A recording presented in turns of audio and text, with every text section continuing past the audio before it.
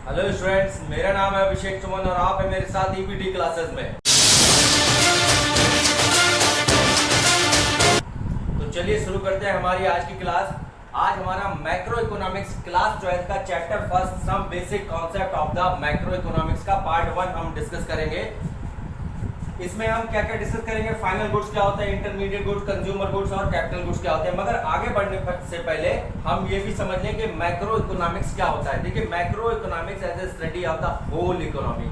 जब हम पूरी इकोनॉमी की स्टडी करते हैं as a whole, not individual.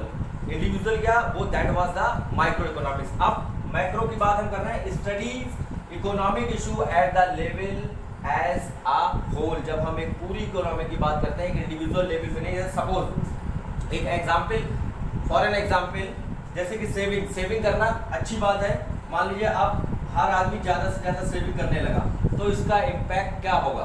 देखिए, जब सेविंग करने लगा ज़्यादा, मान लीजिए हर आदमी ज़्यादा सेविंग करने लगा है, तो क्या होगा, तो सामान की बिक्री कम होगी या ज़्यादा होगी? ऑफ कोर्स कम होगी। तो दुकान में जो स्टॉक है, यानी कि शॉप्स में जो स्टॉक है, वो क्या होगा, वो सेल कम होगा या ज़्यादा होगा? ऑफ कोर्स ये कम होगा, सेविंग बढ़ रही है।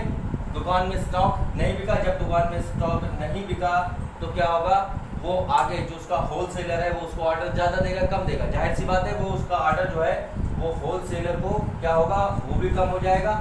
जब होलसेलर का माल नहीं बिकेगा तो भी वो क्या होगा, जो उसका प्रोड्यूसर है, जो उसको बना रहा है, उसको भी ऑर्डर क्या होगा, वो कम जाएगा। और जब कम जाएगा तो वो क्या होगा, वो भाई जो उसने ज़्यादा लेबर रख रखी है उसको क्या करेगा, वो कम करेगा, जो उसके यूज भी नहीं है। तो उससे क्या होगा, अनएम्प्लॉयमेंट आ जाएगा। तो अब आप देखिए, क्या ज्यादा सेविंग का इम्पैक्ट क्या पड़ा कि भैया किसी की जॉब ही चली गई। तो इसलिए यहाँ पर क्या, एक इंडिविजुअल लेवल पे बात नहीं हुई, यहाँ पर एज ए होल बात हुई कि भाई अगर हर आदमी सेविंग करने लगेगा तो उसका लॉन्ग इम्पैक्ट क्या होगा। This is the macro economic study of the whole, study at the level of whole. अब बात हम करते हैं पहले अपने टॉपिक की, जिसमें क्या है, क्लासिफिकेशन ऑफ द गुड्स।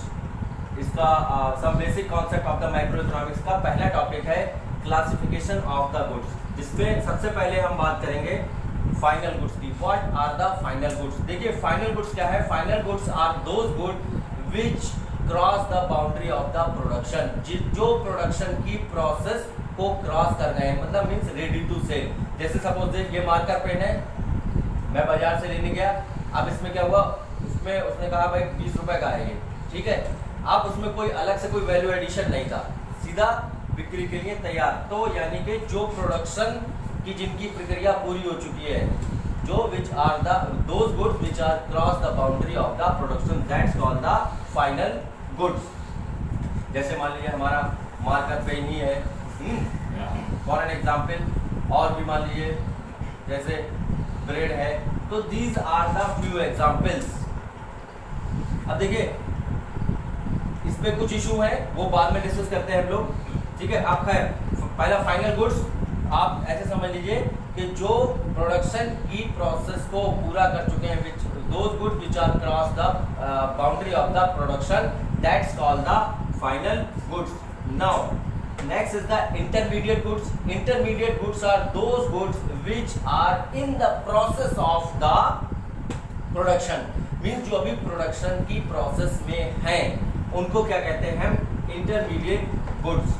जैसे कारपेंटर है, मान लीजिए उसने कोई लकड़ी खरीदी, लकड़ी खरीदने के बाद क्या होगा, उसने मान लीजिए 1000 रुपये की लकड़ी खरीदी, फिर उसमें उसने वैल्यू एडिशन करेगा, जब वो चेयर बनाएगा उसमें अपना जो रिम्यूनरेशन है वो भी वो अपना जोड़ेगा, जो भी उसकी उसमें जो लागत है, जो कीट ठोकेगा या जो कुछ भी करेगा, तो उसमें क्या होगा, वैल्यू एडिशन होगा। यहाँ पर क्या, फाइनल गुड्स में क्या है, they are ready to sell, there is no any value addition. वहाँ पर कोई वैल्यू एडिशन नहीं होता, जैसे मैंने आपको मार्कर का एग्जाम्पल दिया था। इंटरमीडिएट गुड्स, वहाँ पर वैल्यू एडिशन होता रहता है जब तक वो प्रोसेस में है, काहे की, प्रोडक्शन की। तो those goods which are not cross the boundary of the production, that's called the intermediate goods। अब देखिए, यहाँ पर एक क्वेश्चन ये भी हो सकता है कि भाई जैसे मान लीजिए ब्रेड है, ब्रेड जो है वो फाइनल गुड है या इंटरमीडिएट गुड है।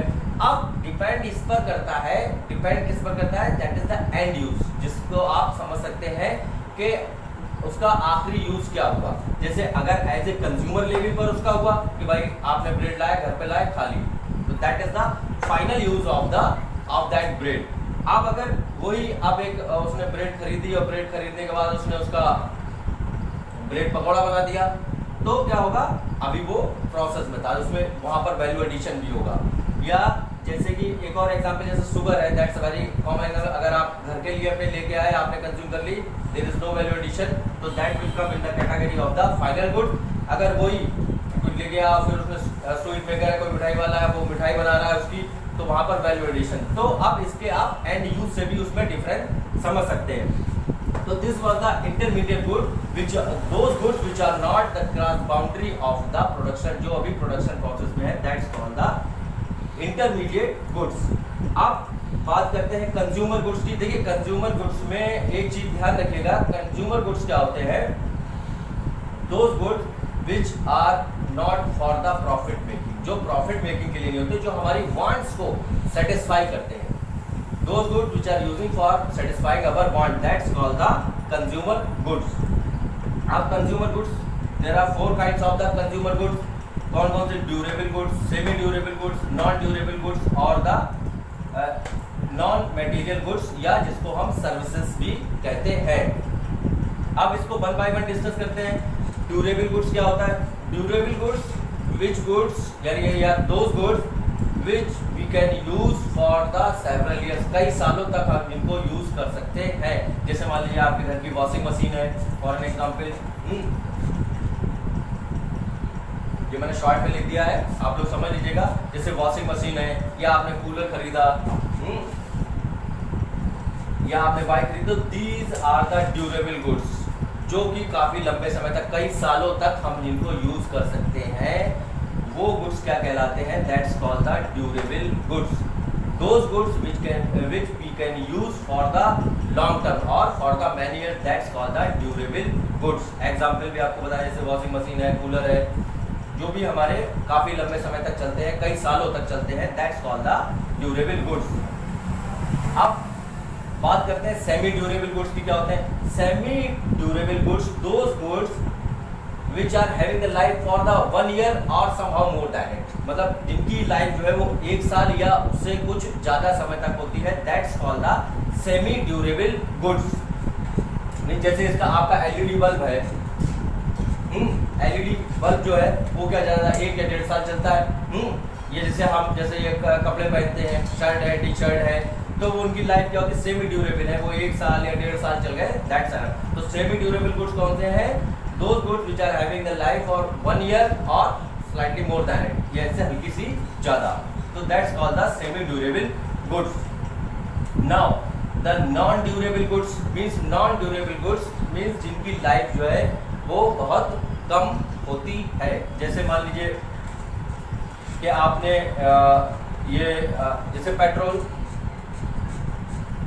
एलपीजी गैस, जैसे आपने क्या करा, एक बार पेट्रोल डलवाया, भैया यूज करा, खत्म हो गया, कहानी खत्म, ठीक है, उनको good that's called the non durable goods. आपको पेट्रोल एक बार 100 रुपए का डलवाया, तो फिर आपको 2-3 दिन बाद फिर 100 रुपए का डलवाना है, या ये डिपेंड करता है कितने चलाते हैं। मान लीजिए खड़ी कर दी तो बात अलग है, मगर फिर भी ये किसमें आता है? Non durable. या एलपीजी गैस है, सबके घर में खाना बनता है, जो गैस एक बार यूज हो गई वो खत्म। तो those goods which are having the very small life, जिनकी लाइफ जो है वो बहुत छोटी होती है, ठीक है, जो कि एक बार यूज हुआ खत्म। या जैसे इंक है, इसमें इंक डाली, एक बार इंक डाली, खत्म हो गई। तो these are the goods are the non durable goods. Now last is the non material goods और या जिसको हम सर्विसेज भी कहते हैं। मीन्स जो हमें दिखाई नहीं पड़ती, जैसे कि आप डॉक्टर के पास गए, उसने आपको क्या करा, आपको सर्विस दी, आपको देखा, उसने दवा दी, तो दैट्स कॉल्ड सर्विसेज। यानी कि नॉन मटेरियल गुड, वो फिजिकल गुड नहीं जो आपको दिख रही हो, तो that is the non material goods या सर्विसेज। तो ये था कंज्यूमर गुड्स के क्या? Durable goods, semi durable goods, non durable goods और द नॉन मटेरियल गुड्स और द सर्विसेज।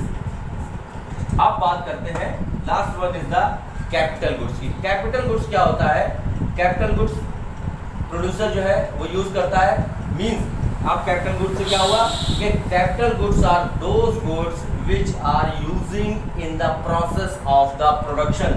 कंज्यूमर गुड्स वो गुड्स हैं जो प्रोडक्शन की प्रोसेस में यूज होते हैं फॉर द सेवरल ईयर्स। को आप और इसमें ऐड कर सकते हैं कि फॉर द सेवरल ईयर्स, कई सालों तक जिनका यूज किया जाता है, that's called the capital goods.